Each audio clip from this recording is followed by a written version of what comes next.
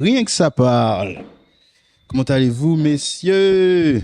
C'est la LDC, tout va bien. Effectivement, comme tu l'as dit, on fait une vidéo aujourd'hui, réaction de la Ligue des Champions. C'était la première journée ce mardi et ce mercredi. On est le 20, c'est cela? Ouais. 9 et 20 septembre. Tiens bien. Écoutez, qu'est-ce que vous avez pensé de cette première journée en général? Je vais laisser JP commencer. On va dire les logiques respectées. Paris a fait le taf. Un peu déçu du Milan qui aurait dû gagner le match. Barça a fait le taf. Le Real a encore gagné sur le fil. Le Napoli a gagné. Il n'y a pas eu trop de surprises. Hein. Ouais, c'est vrai, pas beaucoup de surprises en vérité. Bon, perso, comme vous connaissez, je suis parisien, donc satisfait de ma première journée en tout cas. Concernant les autres matchs, j'ai trouvé un peu le niveau, à part certains matchs, peut-être que le Barça et tout, j'ai trouvé un peu le niveau un peu en deçà. Aïe. Tu vois, un peu en dessous, donc Ouais, mais c'est une Ligue des c'était Champions. sympa, mais ouais, comme par exemple tu disais le match du Milan, tu vois, je m'attendais à une victoire du Milan. On voit que bon, Newcastle, c'est pas trop ça. Tu vois, il y a des petites surprises comme Copenhague, Galatasaray, Salzbourg, comme tu disais aussi. Lens aussi qui fait un petit match nul et tout. Mais en vrai, j'ai pas trouvé ça extraordinaire. Eh ben, écoute, tu as tout à fait tapé dans le mille parce que pour l'émission, j'avais une observation que j'avais partagée avec vous. Et je me disais, en fait, j'ai l'impression que le football est passé dans une nouvelle ère un peu. Tu vois, le départ de Cristiano, le départ de Messi, les départs de gros joueurs tels que Benzema, etc. Et on T'as a oublié de l'impression... citer Neymar. Neymar, voilà, oui, non, Neymar est dedans, je le mets. Sadio Mané, tous ces grands joueurs qui ont, pendant les 7-8 pour Cristiano et Messi, plus d'années, qui ont animé le haut niveau. Et là, on a l'impression que vraiment, il y a un affaiblissement des gros. Et du coup, ma question, c'était, est-ce que vous êtes d'accord pour dire que vraiment, il y a Manchester City et les autres?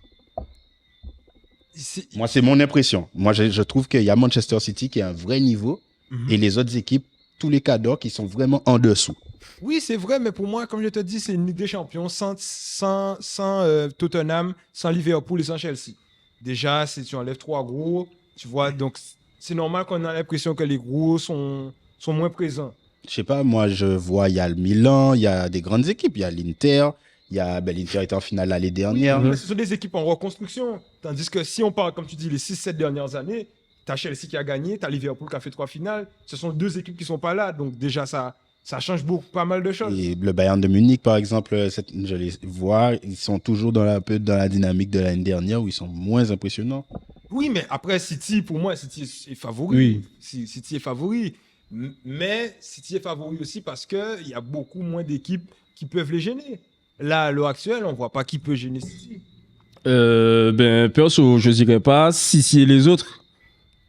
C'est vrai qu'ils sont favoris, mais je dirais pas City et les autres, puisque en vrai, comme on le disait, les équipes sont un peu moins fortes. Qui fait bon, après ça, je suis parisien, donc je vois ça dans un bon sens, qui veut dire que comme les équipes sont un peu moins fortes, ça nous ouvre la porte sur, faut pas qu'on tombe dessus en huitième. Si on tombe dessus en huitième, on peut très bien partir en huitième. Mais si genre on tombe sous eux ou bien des autres, par exemple, sur le dernier carré, tu vois, ça peut le faire parce qu'il y a la motivation qui va avec, tu vois, il y a la concentration qui va venir aussi. Et d'ici là, tu vois, on aura trouvé peut-être des nouvelles formules et tout. Mais c'est vrai qu'au niveau des ogres, je trouve que ça fait quand même un peu moins peur qu'avant. Mais c'est surtout les mercato, tu vois, les bons joueurs, les super bons joueurs des moyennes équipes, ils sont allés dans les grosses équipes. Par exemple, Nkunku est à Leipzig, il est à la Chelsea n'est pas un LDC. Szoboszlai aussi. Tu as comment ça s'appelle, Bellingham qui part de Dortmund, mais Dortmund, ils n'ont pas remplacé Bellingham. Ils sont partis surtout dans leur... Ils ont essayé, mais... Moi, des équipes telles Dortmund, Leipzig, c'est des équipes, c'est comme ça qui font que maintenant on a cette discussion. C'est des équipes... Ouais, c'est de leur faute. Ben, c'est de leur faute. Tu vends tes meilleurs joueurs pour acheter des joueurs bons. Si tu vas rester comme ça, tu vas jamais monter. Moi, c'est des équipes que j'apprécie pas, moi. Et du coup, donc, vous êtes tous d'accord pour dire, ouais, effectivement, il y a City et les autres. Oui. Et on a un affaiblissement global en général, des soit, entre guillemets, favoris de la compétition. Bayern. En commençant par le Real Madrid, pour moi. Oui. Le Real Madrid, c'est plus un niveau effectif que plus niveau. Moi, c'est plus attaquant, en devant. Ouais, plus devant. Je pense que le Real Madrid aurait eu un attaquant, que ce soit même Lautaro. Ouais, ça aurait fait la différence directe. Oui, de fou. C'est plus des équipes comme Manchester United. Ouais, Manchester United, personne n'a peur de Manchester United. Non, je pense pas non plus. Aujourd'hui, ouais. Ouais, tu vois, Newcastle, ça va, mais tu vois, Newcastle a joué avec Dan Burn, un arrière que j'ai 2m01. On a très vite vu ses lacunes techniques. Union Berlin a encore joué ça aujourd'hui, c'était pas super.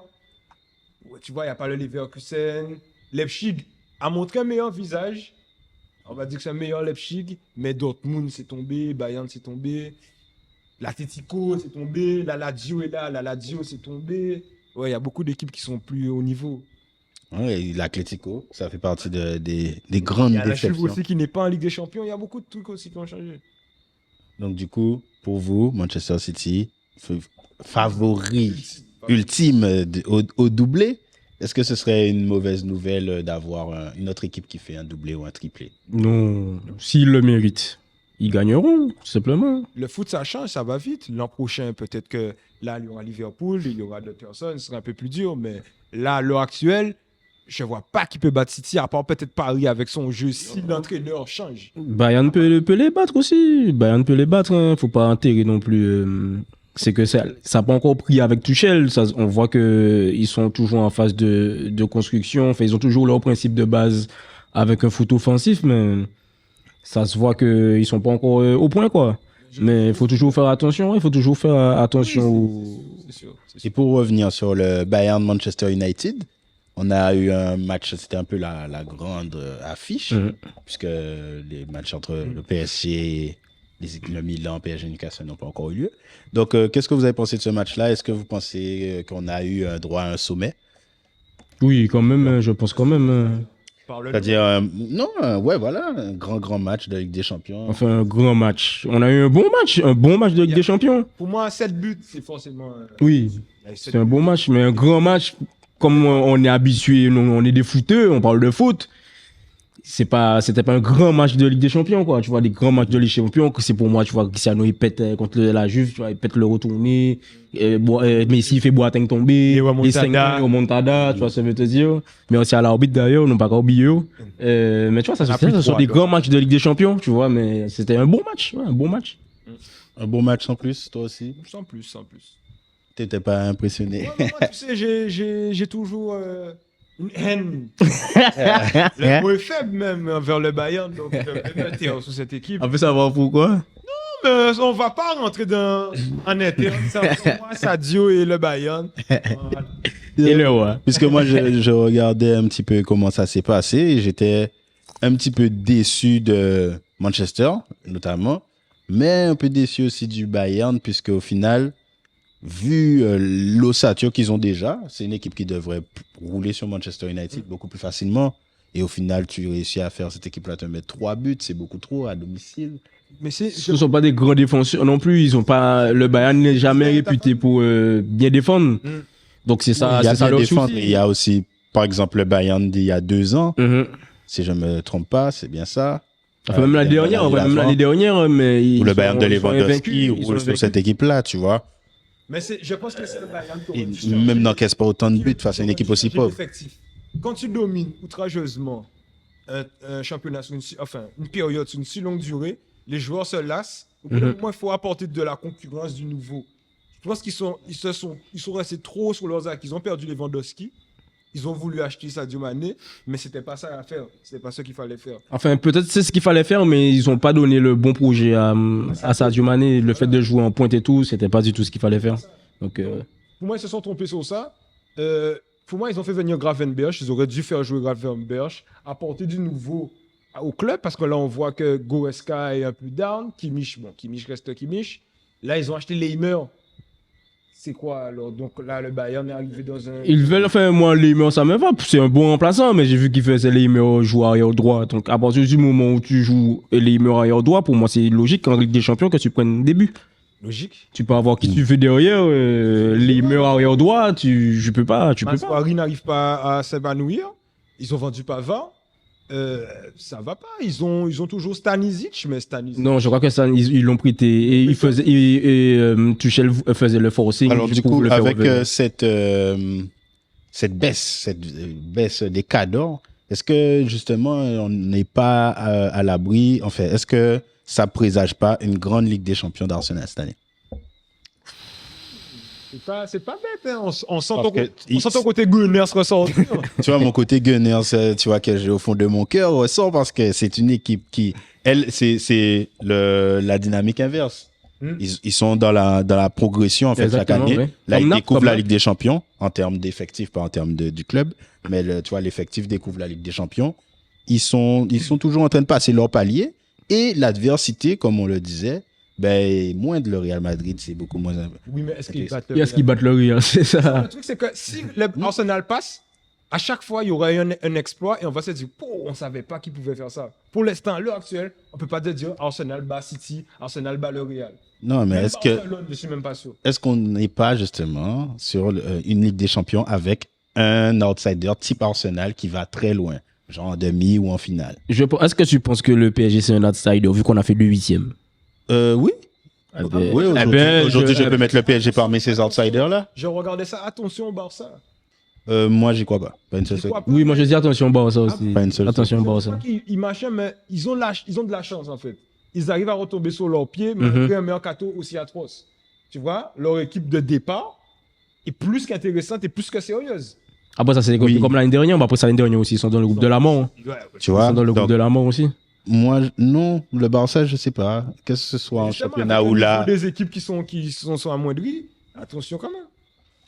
Oui, pourquoi pas. Pour moi, tu vois, le Barça, ce sera une équipe qui sera toujours considérée comme favori. Non, pas favori. Malgré que par le nom. Mais pour moi, tu vois, une équipe comme Arsenal, aujourd'hui, je pense qui est beaucoup plus aboutie que le Barça. Oui, tu vois, c'est vrai. Collectivement. Mais je sais, s'il y a par exemple match Barça-Arsenal, tu mets pas 50 palos sur Arsenal. Peut-être pas 50, mais je peux mettre 20. Je peux mettre 20, tu vois. Peu de bagarre. Non, mais 50, c'est beaucoup. Mais 20, ouais. Parce que moi, je me dis, au final, c'est une équipe comme ça qui va pouvoir tirer son épingle du jeu. Et si, vu que, probablement de première ligue, parce qu'en championnat, il y a l'intensité aussi. Donc, entre Arsenal, Newcastle, c'est vraiment trop moindre en termes de talent. Mais il y a une de ces équipes-là, et Manchester United, aujourd'hui, je trouve que justement, c'est moindre aussi en termes de talent. Ils sont pas prêts. Collectivement, c'est pas prêt. Et puis, pour répondre à la question par rapport à Arsenal, ils vont peut-être faire un bon parcours, mais je pense, de là au dernier carré, franchement, je pense pas, puisque l'année dernière, on a vu justement pour la lutte au titre, qui se sont flingués le titre seuls. Tu vois, ils n'avaient pas les épaules. Ils ont bien recruté devant. Ils ont bien recruté devant. Ils ont mis du monde, mais tu vois, pour le moment, Havertz n'arrive pas à jouer dans l'effectif. Ouais, trop ça renvoie, mais je pense pas que, juste comme tu dis, trop sera contre une grosse écurie. Puisse être le joueur, je pense qu'il sera en deçà, tu vois. Enfin, je pense. Mais comme je disais, Arsenal, quand ça va commencer à être corsé, je vois pas qui dans l'effectif pourra amener ce petit truc en plus, tu vois. Je vois pas qui. Si ce n'est pas l'équipe en elle-même, je vois pas quel joueur, tu vois, peut faire passer le petit cap, tu vois, si le match est fermé, quoi, tu vois. Alors, notre question, c'était à propos du Paris Saint-Germain qui a gagné son premier match. Tu en as parlé un petit peu, mais justement, ma question, c'était est-ce que vous voyez le nouveau trio offensif du Paris Saint-Germain qui a été sorti lors de ce match contre Dortmund comme étant un trio gagnant pour eux en Ligue des Champions cette année? Est-ce que... Je parie encore en rodage. On ne peut pas encore y mettre vraiment d'arguments sur Paris, à part peut-être au Dembélé qui est peut-être une déception. Le mot n'est pas fort, hein. Le mot est vraiment déception. Mais Paris pour l'instant joue. Mais moi, je ne suis pas hype par l'entraîneur parce qu'il veut produire avec l'effectif et les hommes qu'il a. Tu vois, pour moi, Paris peut aller loin si il joue, comme tu dis, il embrassait le jeu de Klopp. C'est-à-dire de faire un pressing, de run and gun, de courir, mais d'avoir la possession avec l'attaque que tu as, Et au final, plus je regarde Paris et plus je me dis, non seulement il devrait jouer comme ça par rapport à l'attaque qu'il a, et en plus par rapport au milieu qu'il a. Aussi. Parce qu'au final, Vitinha, c'est un bon joueur pour garder la balle et jouer ce jeu de possession, mais il a du volume. Et c'est quelqu'un qui aime aller presser. Ugarte, c'est quelqu'un qui aime aller presser haut. Et Zahir Emery, j'ai l'impression qu'il peut tout faire. C'est un Wilgendo. Oui.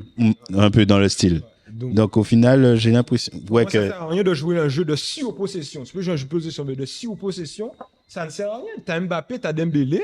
Fais croire à l'équipe que. Elle peut te dominer. Tu peux pas faire ça. Tu peux pas faire quoi à l'équipe que tu domines quand l'équipe vient avec 5 défenseurs de base. Non, mais je te parle. Tu prends le ballon, coup d'envoi. Je te parle si tu joues par exemple contre le Milan, contre des trucs comme ça. Non, contre le Milan, on n'a pas peur du Milan. Tu prends le ballon, 70 minutes, 70% de possession. Pas de sur-possession inutile. Je te parle des 1000 passes, par exemple, qui ne servent à rien. Moi, en vrai, il y a des choses qui me dérangent, mais juste par rapport déjà au premier match de Ligue des Champions, même on va dire les entre guillemets gros matchs en Ligue 1, tu vois, il y a un système où on joue genre en 4-2-4, tu vois, en vrai. On joue en 4-2-4. Et le truc du 4-2-4, c'est que tu vois que Dembélé ne prend pas trop la profondeur, c'est toujours ballon-pied et il envoie, tu vois, il envoie, Mbappé déclenche, Kolo peut déclencher, tu vois. Mais par rapport au match de Dortmund, je trouve qu'il s'est trompé par rapport au choix de l'attaquant. Il peut-être voulait mettre Kolo pour voir qu'est-ce que ça donnait et tout. Mais quand tu sais que, en fait, je pense qu'il peut-être ne savait pas, tu vois. Mais je pense que quand tu vois Dortmund avec ses 5 défenseurs, tu dois d'autant plus mettre Ramos que Kolo. Parce que Ramos, c'est plus on va pas surface, jouer, comme vous dites tout à l'heure, on va pas jouer en transition contre Dortmund. Tu vois, on était peut-être à près de 80% de possession de balle. Avec Kolo, c'est pas ce qu'il faut. Il faut plus Ramos, ou justement, où tu vas avoir du danger dans la surface, quoi, tu vois. Moi, je me dis qu'il a cru que c'est Dortmund allait venir comme d'habitude avec plein d'espace. Exactement. Et le truc aussi que je le reproche un peu, c'est de manquer d'un créatif. Si c'est un milieu ou un ailier ou jouer un attaquant, je sais pas, mais il manque un créatif, tu vois. Parce que par exemple, Vitinha fait des nombres différences, on le voit à balle au pied et tout. Déjà, les majeures actions dangereuses qu'on a, ça vient de Vici. Le poteau, le but, Vici est là-dedans. Mais ça manque d'un joueur, tu vois, qui peut faire des passes cachées, tu vois. Tu ne remplaces pas Messi et Neymar par personne, ou bien plus par Dembélé. Messi et Neymar, ils ont 10 en créativité, tu vois ce que je veux te dire. Et là, on a, après, tu vois, enfin, je sais pas si vous avez totalement regardé le match. Je me dis que je suis hype, mais par exemple, Lee rentre, dégagement du gardien, il envoie une chandelle.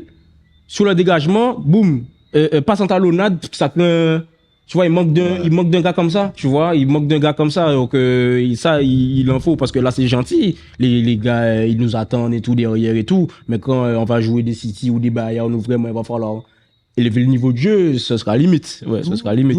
D'où le fait d'embrasser la tactique de Klopp. Non, mais en vrai, quand ces équipes-là, quand les grosses équipes, chacun a un temps. On aura 20 minutes, ils auront 20 minutes. On va avoir 20 minutes, ils auront 20 minutes. Donc les matchs sont comme ça contre les grosses écuries. Il n'y a pas un qui défend et un qui attaque. Le Liverpool à Anfield, je peux te dire que ça envoie, c'est eux qui attaquent, c'est eux qui te bouffent. Mais c'est comme ça qu'ils perdent 5-1 aussi des fois. Ouais, mais ça, c'est le Liverpool qui était un peu plus fatigué. Mais le Liverpool de sa grande période, dans le milieu de terrain, il n'y avait pas forcément de créatifs. Les créatifs, c'était les ailiers. Ouais, c'était un travailleur. Après, c'est vrai, ils avaient Trent et Robertson qui pouvaient être créatifs. T'as pas d'arrière latéral. On n'en a pas comme ça, ouais, on n'en a pas comme ça. C'est vrai que, non, il faut quand même un créatif, Henri. Il faut quand même un créatif, c'est vrai. Ben écoutez, ça a fermé ce volet Ligue des Champions. Pour le moment, qu'est-ce que vous avez pensé de cette première journée? Est-ce qu'il y a City et les autres? C'était la question. Qui vous voyez aller dans le dernier carré? Vous n'hésitez pas à mettre ça en commentaire. Rien que ça part. Oui, nous allons annoncer surtout le 4e tour de Coupe de France pour la zone Guadeloupe. Commencera dès ce vendredi avec un magnifique GSVH Racing. Qui est un match .3. Pas point 3. Bastérien. Excusez-moi. Oui, mais ils font très par zone. Hein. J'ai Ok. remarqué la Coupe de France. Donc, GSVS Racing, Mhm. Étoile Arsenal le lendemain, samedi. Étoile Arsenal, Ok. c'est pas mal. AS Gauzy Red Star. Mais par contre, j'ai une petite source pour la Red Star. C'est quoi? Le joueur phare de la Red Star, c'est pareil. Il serait un peu en retard, donc c'est pas celui qui a titulaire. Aïe, aïe, aïe, aïe, aïe, Ils aïe, aïe. s'appellent Rony. Donc, let's go, voilà. CSM contre Mondial. L'ASM contre Dynamo. Ok. Et Sporting Derby Sirocco. du Moule. Derby du Moule, tu vois, ils ont mis les deux clubs du Moule ensemble. Sporting Sirocco, ça c'est pour samedi. Ensuite, le 24, donc dimanche, vous avez Amical Gauloise. Pas mal. C'est le match que je pense que je vais aller regarder, Comment gentiment. tu vas aller à Marie-Galante? Si je veux voir si c'est à Marie-Galante, je suis pas sûr. Ah, c'est à Marie-Galante. C'est ça. Ah bon? Ok. T'as inquiété. Et ensuite, le 27, dernier match, Solidarité Scolaire Unard. Donc, qu'est-ce qui vous donne envie, hormis bien sûr, AS Gauzy Red Star, ok. Mais pour moi, c'est Gauzy Red Star. J'ai des sources très proches du club. Enfin, j'ai une top. Voilà, dans le groupe restarien. Top. Non, mais comme tu l'as dit, Amical Gaulois, ce serait un super match à voir. SM Dynamo aussi. Ouais, il y a des beaux matchs. Étoile Arsenal. Parce Arsenal. a recruté hein, cette saison. Donc, ouais, il y a des beaux petits matchs. Toi, pareil. Ouais, il y a de beaux matchs. Comme dit, je pense que je serai au stade pour AS Gauzy Red Star. Ok. Comme nous avons une top au sein de l'effectif, je pense qu'on devrait se rapprocher un peu plus souvent C'est top. de cette top. Voilà. Eh ben, c'est carré, messieurs. Ce que nous allons faire là maintenant, c'est un petit jeu. Ça fait longtemps qu'on n'avait pas fait des petits jeux, n'est-ce pas? Ouais, Dans l'émission. de toute façon, il y a C'est le retour des grands jeux de Ça parle de des foot. grands jeux. Nous avons fait cette vidéo réaction sur la Ligue des Champions. Du coup, nous avons un jeu qui nous est donné par la top. et Clyde, les plus jeunes joueurs de nationalité française à avoir joué en Ligue des Champions depuis 1955. Ah ouais. Attends, répétez la question. Les plus jeunes joueurs français à avoir joué en Ligue des Champions depuis 1955. Ah ouais, 55 la but. C'est un top 10. Ok, ben, il y a Borga Douat de Borna Douat de Leipzig. Oui. Eh ben, Pas de c'est pas Leipzig. De Salzbourg, mais c'est pas bon. Ah ouais? Il n'est pas dedans. Français? De nationalité 56. française. Depuis Bon, 50 il y a Mais il n'y a déjà- personne du temps de. Ce sont que des joueurs très, très, très récents. Vu que Zayou n'est pas dans ça? Zahir Emery, eh ben, il est dedans. Oh. Ben, moi, je dirais Mbappé qui gagne. Oui. Mbappé, Kylian. Oui, quand même. Non. Il est pas Il n'est pas dedans. Il est pas dedans. Badi Achille n'est pas dedans. Mais si Badiachil est dedans. Attends, mais voyons, mais tu peux tout à fait valider. Aïe, aïe, Tu peux tout à fait valider. Badi Achille, Zayou. Mais en vérité, il a déjà fait 2 sur 2. Tu t'es pas trompé entre temps? Si? Non, je ne me suis pas trompé. Ah bah, c'est déjà une victoire. Oh. Ouais, mais attends, je vais voir. Non, S'il en a, attends. s'il en a. Là, vous avez 2. Vous avez Badiachil, c'est le 9e à 17 ans, en Le 2018. 9e à 17 Oui. ans. Le premier à 16 ans. Et vous pouvez le trouver. Et Zahir Emery à 16 ans aussi, le 25 octobre 2022. Il est 2e. Les matchs. Cherokee? Ryan Cher qui est premier Ah ouais. Ok. en 2019. Ah, Cherokee. Donc, le 3e En Ligue des Champions. est littéralement impossible à trouver. Il joue où? Alors, il a joué avec le Royal Antwerp hier soir face à Barcelone. Ah, je 17 connais ans. pas, non, je les connais pas. Tu vois, il est impossible à trouver. C'est qui? Il est né Kena. Il est né Non, je Kena. connais pas Il est du né tout. Kena.